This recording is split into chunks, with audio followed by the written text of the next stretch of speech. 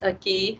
Eu me deparei com o canal dele e achei fantástico o vídeo dele. Ele é esquizofrênico e ele tem essa luta contra a psicofobia, né? Que é uma luta minha também. Carlos, muito obrigada, tá, por estar aqui batendo esse papo comigo.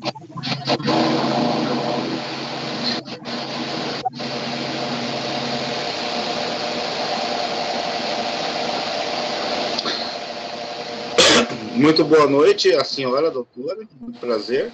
E boa noite a todos os colegas que estão nos assistindo, os pacientes que estão nos assistindo nesse momento, né? Fica aquele abraço a todos. E estou aqui para poder contribuir de alguma forma, né, à pesquisa e o trabalho de vocês. Vamos lá? Vamos lá. Carlos, me diz uma coisa. Qual foi a primeira sensação sua, se a gente voltar no tempo, o que você falaria para mim? O primeiro delírio, ou a primeira alucinação, ou a primeira sensação estranha que eu tive, né? Que realmente envolveu a esquizofrenia. Bom, a primeira coisa estranha que aconteceu em minha vida, eu tinha em torno de uns 6 anos, mais ou menos, 6 anos, alguma coisa. Isso aconteceu em Corumbá, no Mato Grosso do Sul. E eu já estava dormindo, acordei assustado com um rosto bem grande no pé da minha cama. Aquilo realmente me deixou em pânico, né? Imagina uma criança de 6 anos, vendo um troço, né, no pé da sua cama. Eu saí todo apavorado e fui até o quarto dos meus pais e pedi, falei: pai, mãe, tem um troço lá, tem um cara lá no meu quarto. O meu pai naquela época era meio que comum, até para a região mesmo, as famílias terem até arma em casa. Era comum isso, né? Da época, né? Então meu pai pegou uma arma, a pessoa falou: vou ver se não é ladrão, aquela coisa toda, né? Claro, realmente não tinha nada na casa, a casa estava tranquila, né? Então foi a primeira imagem que eu tive que marcou, né? Um rosto muito estranho, eu só vi o rosto. Né? Não tinha corpo, não tinha nada, um rosto grande, né? Estranho, que estava ali. E isso me marcou bastante. Depois aí 6 anos, né? Depois desse primeiro episódio, quanto tempo passa para um segundo episódio? Bom, eu comecei a ter alguns comportamentos, só que o fato interessante da coisa é o seguinte, que muita gente não sabe. O doente mental em si, ou principalmente o esquizofrênico, ele particularmente ele não sente as suas diferenças. Quem sente essas diferenças são os seus parentes, a família, os amigos, né? Porque conhece você e de repente você começa a mudar alguma coisa, né? Então, você em si, não. Aí, com meus 12 aos 13 anos, eu comecei a ter os meus primeiros desmaios, porque eu também sou epilético, né? Então, eu tenho epilepsia e tenho esquizofrenia de nascença. Só que eu fui descobrir a questão da esquizofrenia muito depois, né? Ela veio com o tempo, ela veio se evoluindo, no caso, né?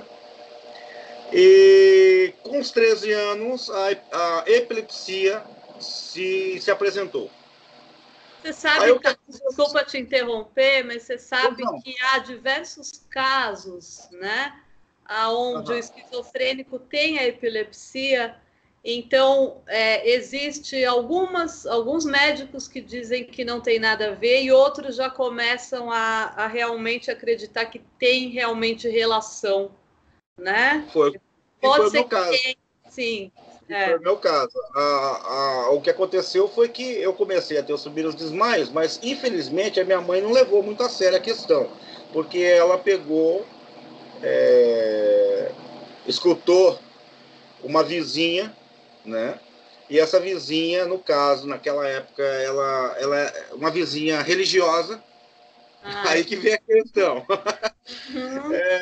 Uma vizinha religiosa falou para minha mãe, no modo de pensar dela, no modo de ver dela, que, no caso, eu estava com o demônio no corpo.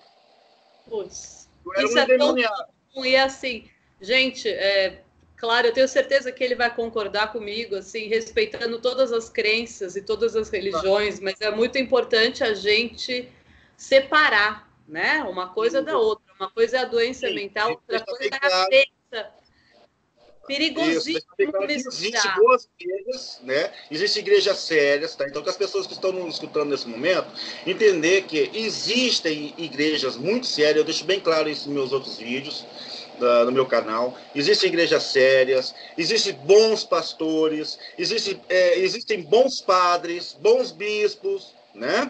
Enfim, mas infelizmente existe um ou outro que não representa essa igreja séria, Sim, tá? Que sim. pensa de uma forma diferente e que trata o doente mental de uma forma preconceituosa até, vamos dizer assim. Coloca a Sim, gente como pessoas que têm o dito de demônio, os demônios no corpo, né? Tanto que na Idade Média a Igreja Católica Apostólica Romana cometeu muito esse erro muito gravíssimo de até muito. mandar queimar, matar os epiléticos porque acreditavam, Exatamente. Que né? eram E os demônios, né? epiléticos eram, Exato. quem conhece a doença, a epilepsia em si, sabe que ela, que já testemunhou, por exemplo, um ataque epilético, sabe que ela é um ataque muito forte, retrai todos os músculos e nervos do organismo da pessoa, a pessoa perde a consciência, a pessoa começa até mesmo a babar, vamos colocar assim, Sim, de uma forma mais sim. grotesca, né? Então, Pode quer dizer, fica uma urinar coisa também, tudo. totalmente Mental. estranha. Ah, sim. Isso. Então, realmente causa uma má impressão muito forte, né? Então, para aquela época, né? Então, eu acho que fica aqui meu recado aí pro pessoal da Igreja Católica, fala pro Papa, acho que ele deve um pedido de perdão aí pros epiléticos do mundo. E como ainda a gente tem pessoas que estão ainda na Idade Média, né? Com esse pensamento E, ainda aqui, e impressionante isso, né? acontece. Então, Então então você voltando. foi cair realmente Oi? numa. Você acabou, quer dizer, com essa vizinha, você acaba sendo levado Acabo chegando a. na mão de um pastor. Eu acabo chegando na mão de um pastor, um dito pastor. No caso, eu não fui levado até a igreja dele, mas sim a casa dele. Na Tá, casa dele, lá eu encontro uma situação que ele até tinha em sua residência um tanque de batismo. Ele era um cara já preparado, né? Então, nesse caso, eu já venho de berço católico. Eu já uhum, venho de berço católico. Porém, com esse pastor, eu fui rebatizado. Eu sou batizado duas vezes. Eu fui tá. batizado na igreja católica e fui batizado por esse segundo pastor, por esse pastor. Aí, para minha surpresa, ele me batizou, aí ele acabou me exorcizando. Nossa, Ele me exorcizou. Aquilo me marcou, veja bem, eu tinha 13 anos de idade. Eu era um menino, eu era uma criança praticamente. claro. Né? Imagina isso na sua cabeça, né? O que não vai A minha passar na hora? Que loucura, que coisa Aí horrível. ele me exorcizou e aquilo marcou muito. E minha mãe, aí passado isso, minha mãe viu que não funcionou, realmente, porque né, não funcionou a situação. Tá? Que me perdoe os religiosos, mas realmente não funcionou, não era essa a questão. Aí Uhum. eu fui realmente, a minha mãe foi obrigada a me levar ao médico, me levou até um neurologista. E o Tá. neurologista fez todos os exames possíveis da época, né, os recursos da época, isso meados dos anos 80, né? Uhum. Então, constatou-se, aí foi comprovado, constatou-se que eu era epilético, né? E o médico, então, sentiu em mim que existia algo a mais. Tá. Ele já percebeu. Ele pensou, olha, ele chamou minha mãe num canto e falou, olha, tem o seu menino, tem epilepsia, né? Mas ele tem uma coisinha diferente aí. Nós temos Uhum. que tomar mais um cuidado com ele aí. Só que, infelizmente, aí que está o detalhe. A família, nem sempre a família presta atenção ou dá atenção a esses detalhes. Sim, sim. Então, a psicofobia, geralmente, infelizmente, ela começa a acontecer dentro da própria família. Às vezes Exatamente. a mãe não aceita, às vezes o pai não aceita, a tia, cunhado, o primo, enfim. Né? Exatamente. Sabe o que mais me impressiona? São relatos de pais de esquizofrênico relatando a vergonha, quer dizer, a necessidade de esconder a doença do filho, né, de outras pessoas, quer dizer, não, eu amo meu filho, eu adoro, mas eu não posso mostrar para a sociedade, eu não posso mostrar para a pessoa a doença dele. É terrível. Exato. Né? Eu já falei isso em vídeo também, é aquela história, muita gente, um homossexual é legal, eu vou colocar em palavras mais chiques, né? Uma lésbica é bacana, um esquizofrênico, poxa, bacana, um transtorno bipolar, poxa, infelizmente, mas beleza. Mas se fosse seu filho, família... meu filho não. Meu filho não. Aí não, quer dizer, quando a doença bate na sua porta, sim, aí dói, né? Sim, aí exatamente. É verdade? Então, por isso, até nós somos obrigados, e por uma infelicidade, nós somos obrigados a ser aposentados ou conseguir benefícios, porque a sociedade não nos aceita do jeito que é. Nós somos impedidos até de trabalhar. Se você chegar numa empresa e falar, olha, no RH, falar, eu sou esquizofrênico, ou eu tenho transtorno bipolar, ou é um autista, enfim, existem várias doenças mentais, né? Temos a depressão, nós temos transtorno de ansiedade, nós temos transtorno bipolar, nós temos a esquizofrenia, nós temos o autismo, né? O que mais a gente poderia dizer? Nós temos o estresse pós-traumático. Pós-traumático, sim, complicadíssimo também. Nós temos várias coisas. Então, o que acontece? A sociedade coloca, quando você fala que o cara... o cara é esquizofrênico. Ele é louco? Então é louco, eles colocam assim, eles juntam. Sim. Eles juntam, ele acha que você tem que ser bobo,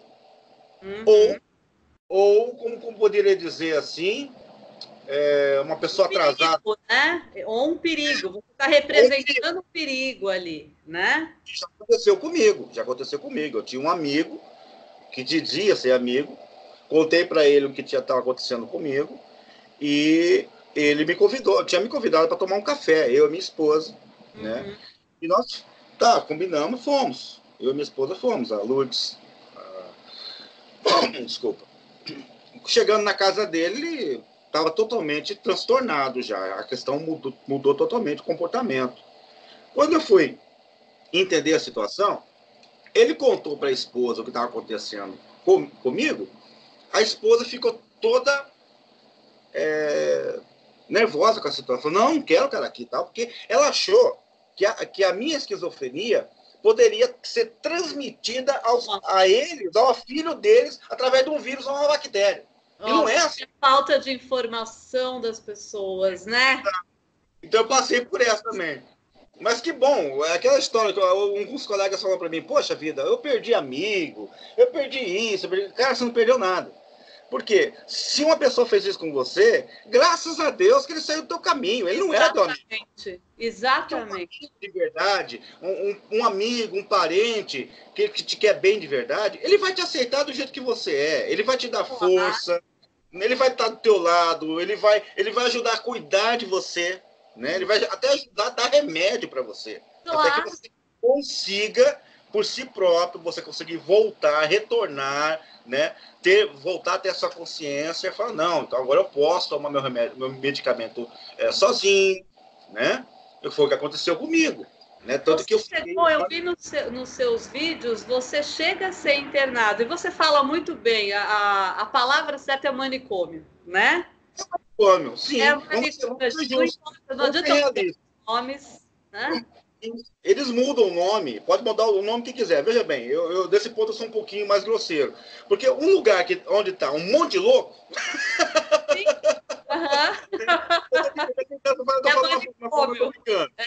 É manicômio. Tá? Tem um louco mais louco que o louco. Então, desculpa, pode colocar Capes, pode colocar Antônio, casa Nossa Senhora Perpétuo Socorro, não importa. Entendeu? Sim. Ela continua sendo uma casa... Como é que foi para você essa experiência como é que você sentiu da parte dos médicos, dos psiquiatras e do pessoal, dos enfermeiros? Quer dizer, existe também um preconceito lá dentro com vocês? Você percebe isso? Nesse caso, como eu fui colocado no CAPS, que é uma instituição muito séria, né? Sim, É obrigado a ser justo nesse caso, né? Porque, infelizmente, em alguns pontos do Brasil, nós não temos ainda implantado um sistema como o CAPS. sim. Já foi feito denúncia, principalmente pela, eu não sei se eu posso dizer aqui, eu vou fazer propaganda, vamos dizer aqui, uma emissora de TV pode falar. Então, a emissora de TV SBT, né, Tá. através de um programa de reportagem, recebeu uma denúncia e foi investigar, né? E tinha realmente no interior de São Paulo, tá? Mas eu não vou dizer o nome da cidade para não comprometer, mas está no YouTube, qualquer pessoa que fizer uma pesquisa vai estar lá. E tem lá, tinha lá, eu vou falar agora que tinha, porque foi denunciado, foi apresentado ao Brasil, um depósito de loucos. Por que eu falo loucos? Por que eu falo louco? Porque, veja bem, a partir do momento que o cara fica abandonado, ele está sujo, largado, sem medicação. Então é óbvio, ele vai ficar totalmente transtornado, ele vai ter Quem não alucinações. ficaria louco, né, numa situação? Exatamente, ele já está doente, ele está largado, joga o cara lá, não dá medicação, né? O cara não tem remédio, o cara não tem cama, o cara não tem colchão, o cara não tem cobertor. Que absurdo. Que absurdo. Né? Então, é um absurdo. Esse link está, né, no meu canal, onde eu fiz o meu vídeo. Eu coloquei lá para provar para quem quiser ver a realidade. Ótimo. Né? Então, é um caos. Então, graças a Deus que em outros pontos do Brasil foi implantado o CAPS, então. O CAPS veio para salvar a situação, né? E é uma instituição séria. Bom, quando eu cheguei ao CAPS, eu cheguei transtornado, realmente, tanto que a minha esposa ficou comigo 2 semanas, me acompanhou 2 semanas lá. Isso eu não me lembro. Esposa, né? É que eu falei, a família é muito importante. A família é muito importante, porque, infelizmente, temos colegas, colegas, mulheres ou homens, que, infelizmente, chegam a perder seus maridos ou esposas por essa questão. Também acontece. O cara pega, abandona, vai embora. Sim. Acabou a conversa. Então eu fiquei 2 semanas sendo acompanhado por ela. Você chegou em surto? Quando você chega lá, você está em surto? Porque no meu caso, como eu sou esquizofrênico também, a gente fica meio que sem pensar, meio que sem sentir as coisas, meio, sabe, com comportamento sem clareza. Sim, sim. Tem o apatia, né? Às vezes exato, às vezes até quer dizer, o corpo também fica, né? Quer dizer, a pessoa fica realmente com uma expressão totalmente sem expressão, na verdade, né? Então, você chega a ter delírios, pensamentos desorganizados, né? Aí o meu primeiro grande surto foi na cidade de Pontal do Paraná. Na cidade de Pontal do Paraná, eu estava trabalhando com a minha esposa lá, numa temporada. A gente foi abrir uma danceteria. Naquela época a gente estava com recurso. Tá. E estávamos em casa e a casa virou de ponta cabeça. A gente virou uma floresta lá dentro e dessa floresta saiu um bicho, um monstro imenso e veio para cima de tudo. O que aconteceu? Eu meti o pé para me defender. Eu meti o pé mesmo, mas só que aquela história. Agora o pessoal vai acabar rindo de mim. Eu meti o pé, mas eu meti o pé na parede. Só que para mim era um monstro. Sim. Eu trinquei o pé, aí mandaram chamar a ambulância, pediram socorro, minha esposa pediu socorro, aquela coisa toda, e me levaram para Paranaguá. Chegando em Paranaguá, o médico identificou na hora, falou, esquizofrenia, vamos internar o cara agora. A minha esposa falou, não, pera um pouquinho aí. A gente está aqui em Paranaguá, a gente não tem recurso, a gente não mora aqui, enfim, eu tenho que levar ele de volta para Curitiba, né? Então, o senhor faz o que puder fazer por ele aqui e a gente, assim que ele melhorar, a gente sobe. Dito e feito. Chegando em Curitiba, aí começou o tratamento. Isso foi em meados de 2002 a 2003. Tá. Então, quando eu fui para o CAPS, foi em meados de 2014 a 2015. Mais ou menos isso.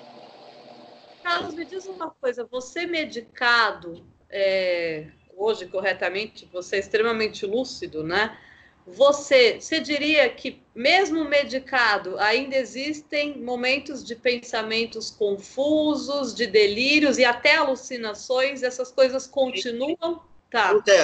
Acontece, tanto que os profissionais psiquiátricos ou demais que têm conhecimento do assunto, eles podem confirmar isso. Né?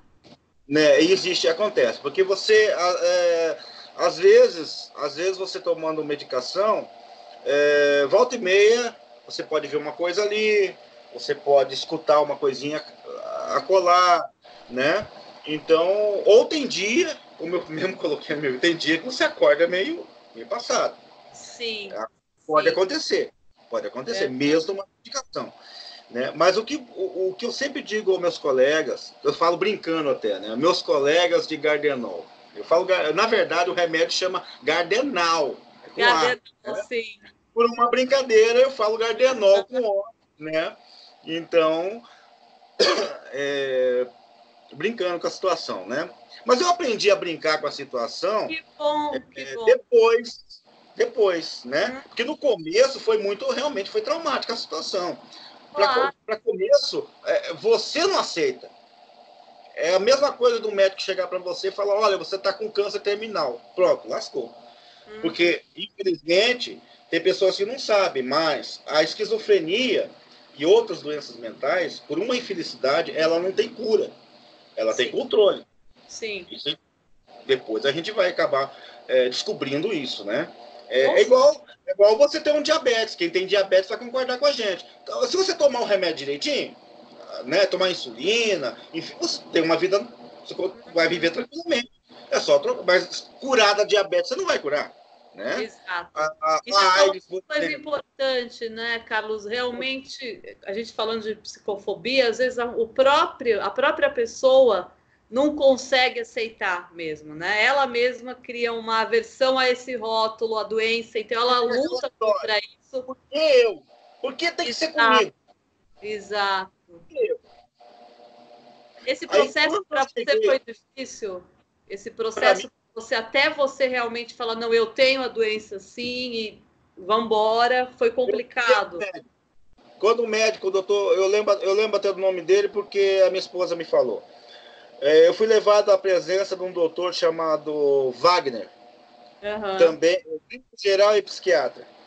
Ele pegou eu cheguei nele totalmente desorientado, tanto que eu já tinha passado dos 30 e poucos anos, mas eu cheguei para ele, a minha cabeça tinha travado, com 28. Ele teve o maior trabalho de chegar e provar para mim, por A mais B, que eu tinha 30 e poucos anos, que a gente estava no ano tal, foi buscar jornais, foi buscar revistas, para provar que a gente estava no ano tal, né, qual era a minha idade. Quando isso aconteceu, aí ele chegou e falou para mim: olha, infelizmente eu sou obrigado a te contar, você é um esquizofrênico. Bom, eu olhei para ele e falei: doutor, o senhor vai a pipoca que caiu. Já começou aí. Começamos a brigar.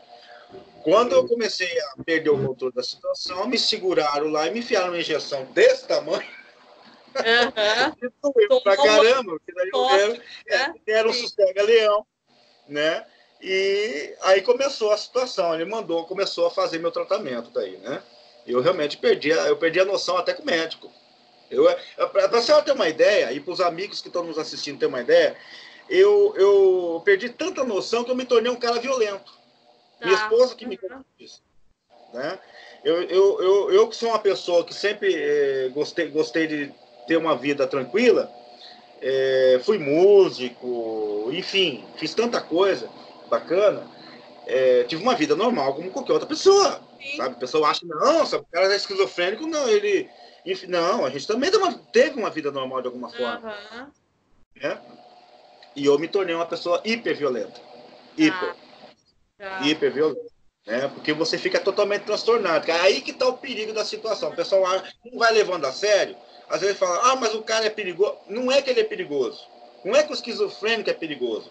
É que, veja bem, até um cachorro acuado, ele morde. Claro, claro. Então, nesse caso, quando o cara está surtado, quando a pessoa esquizofrênica está surtada, ela se sente ameaçada. Porque, às vezes, o cara está surtado e está vendo lá um Tiranossauro Rex. Para ele é verdadeiro. E às vezes ele está ouvindo vozes de que as pessoas que estão ali, ou alguém específico, está querendo matá-lo. Então, isso vai gerar um medo terrível, né? Ele realmente acredita naquilo, gente, que ele está ouvindo, né? Eu já fiquei dias trancado no meu quarto, sem sair de casa, porque eu imaginar, na minha cabeça, eu estou colocando assim, a palavra imaginava, né, para ficar mais suave, né? Sim. Mas é uma pira que estava na minha cabeça que tinha um monte de maluco lá fora querendo me matar. Aham, sim. Então, hoje a minha vida se tornou. Qual que é a minha vida? Apesar de eu estar um pouco mais lúcido, eu vivo mais no meu quarto. É a parte que eu me sinto mais seguro da casa. Tá, então, tá. Você ainda sente medo? Você sente que ainda existe a paranoia, essa sensação de pessoas te perseguem? Isso ainda existe? Ou bichos. Ou Bicho. bichos. Tá, Bichos. tá. Tanto que eu já cheguei a fazer o seguinte: eu já cheguei a colocar sal na porta para não entrar bicho dentro de casa. Tá. Uhum. Já aconteceu isso. Já aconteceu. Eu ficar madrugadas, eu ficar madrugadas rodando a casa, para lá e para cá, cuidando da casa. O medo que deve dar, né, Carlos, na hora, realmente Sim, deve ser terrível. Essa porque certeza de que alguém está atrás de você Você não sabe mais o que é verdadeiro ou não. Mistura tudo. Exato. Sabe? Acontece isso aí. Então, até chegar a esse nível do qual a senhora está conversando comigo e os nossos amigos estão nos assistindo nesse momento, me ver dessa maneira, levou 15 anos de tratamento. 15. Então não foi uma coisa assim, tomou remédio, daqui um mês o cara tá igual o Carlos. Sim. Não, calma aí.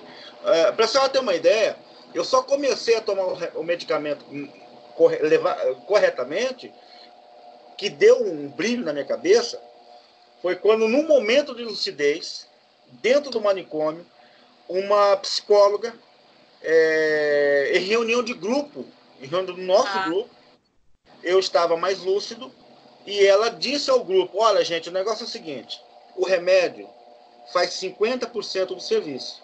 Os outros 50% é o meu esforço. Sim. Aquilo mexeu com a minha cabeça. Por quê?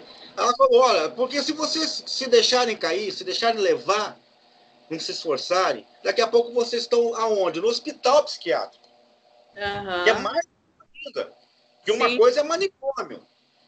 Outra coisa é o hospital psiquiátrico, que é o hospício. Aí eu pensei, poxa, eu já estou no manicômio, daqui a pouco eu vou para o hospício, o negócio vai ficar mais feio. E aí, nesse momento que você teve realmente o pique, né? De opa. Exato. Aí a minha esposa estava me medicando, aí eu comecei a me esforçar mais. Aí sim, aí foi que... Hoje você consegue, Carlos, você diz, você tem esse isolamento, né? Você é uma pessoa mais isolada, mas você consegue sair, ter algumas atividades, ou você realmente prefere... Eu saio em momentos necessários. Tá. Quando eu tenho que ir ao médico, às vezes ir ao mercado, muitas vezes eu vou acompanhado da minha esposa. Muitas das vezes eu vou acompanhado com ela. Tá? Então a Lourdes é uma pessoa muito presente na minha vida. Que bacana, que importante isso, né? Que legal. Já tive momentos difíceis, todos foram difíceis, porém, eu tive momentos que eu já pensei até em me matar também, tirar minha própria vida. Lá atrás, tá? Lá atrás já aconteceu. O que me freou, é isso que eu falo para os amigos agora, o que me freou foi a família. Qual é a família nesse caso? Foi minha esposa e meu filho. Quando eu lembrei deles, me freou. Eu não posso, né? Deu uma...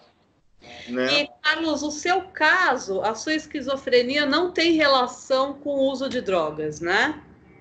Não. No meu caso, eu nasci com a doença. Tá. Infelizmente. Porque, gente, muitas vezes acontece realmente da pessoa criar uma esquizofrenia por substâncias químicas, né? Então, é sempre importante observar isso, né? É muito perigoso mesmo. Um alerta que eu deixo aos jovens, né? Que infelizmente acabam se levando pelas drogas, porque muita gente, a maioria não sabe, mas o crack, principalmente, ele vai fritando partes do cérebro do cara. Quando ele vê, ele já tá lá em Marte. E não volta mais. Você sabe, Carlos, se a pessoa já tem também a doença, a própria maconha, eu já vi vários casos em consultório da pessoa falar, nossa, mas eu dei 2 tragos, né? Tava ali com os amigos, fui fumar maconha, pá, teve o primeiro surto. Quer dizer, sobre o assunto, é verdade. Então, realmente, droga não é interessante para ninguém. Droga não é interessante para ninguém. Então, a você jovem, nesse momento que está nos ouvindo, por favor, não ponha uma maconha É besteira você botar uma maconha na boca, tá? Não faça isso, não. Modificando o líder do Nirvana se matou com heroína, viu? Você larga de ser besta, porque o cara se matou lá com heroína. O líder do Nirvana. Se você está gritando, entra na internet e verifica isso. E tantos outros, né? Realmente. E tantos outros. Se automedicando com a droga, né? Na verdade, muitas vezes é uma forma de automedicação. Carlos, gostaria que você... bebida alcoólica, né? Porque o psicotrópico não faz um bom casamento com a bebida alcoólica. Sim. Tem muitas pessoas que pegam, às vezes, deixa até tomar medicação para tomar bebida, para tomar uma cerveja, né? Tomar uísque, tomar uma caipirinha. Cara, você tá fazendo a maior besteira da tua vida. Daqui a pouco você volta de novo, você vai lá pro hospício, vão te amarrar, entendeu? Sim. E o negócio vai ficar mais feio, tá bom? Então essa é uma realidade.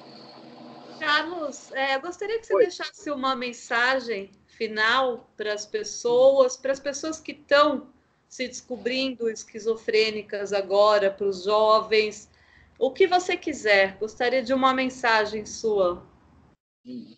Bom, o que eu deixo para você que está nos assistindo é o seguinte: em primeiro lugar, a família. A família, não abandone a pessoa que está doente. A família é a coisa mais importante que a pessoa tem. É a estrutura, é a base desse ser humano. Porque ele não tem culpa. Ele não pediu para nascer assim. Já começa por aí, gente. Ele não pediu, tá? Segundo, o respeito, tá? Eu acho que deve ter respeito da família, o respeito dos religiosos, principalmente. Eu sempre toco nesse ponto, infelizmente, sou obrigado a tocar nesse ponto. Os religiosos que respeitem, né, aqueles que pensam de uma forma diferente, tá? Não estou discriminando, não querendo discriminar todos, não é isso a questão. Mas, e quando você tiver a oportunidade, se você está nesse momento me entendendo a doutora, tá? Leve a sério o seu tratamento. Eu só tive melhoras, boas melhoras reais a partir do momento que, primeiro, eu aceitei a minha realidade, eu entendi a minha realidade, né? Eu parei de lutar contra a doença, mas sim a favor de mim, a favor do meu bem-estar, a favor do bem-estar da minha esposa, né? Que ela já estava sofrendo com a situação que ela estava vivendo comigo, né? E passei a tomar a medicação de uma forma correta, levando a sério. Então, você não coloca uma droga na boca, você não coloca uma bebida alcoólica na boca, porque psicotrópicos não dá certo com bebida, tá? E levar a sério isso. E é você cuidador, né? Medique direitinho, não abandone, tá certo? Porque, senão, nesse jeito, a pessoa não consegue voltar, tá? Então fica aí minha dica para você. Muito obrigado. Assim, super obrigada, viu? Assim, uma super aula de lucidez aqui para o canal. Muito obrigada, viu? Obrigado você. Um forte abraço para todos. Tudo de bom. Que Deus abençoe a todos.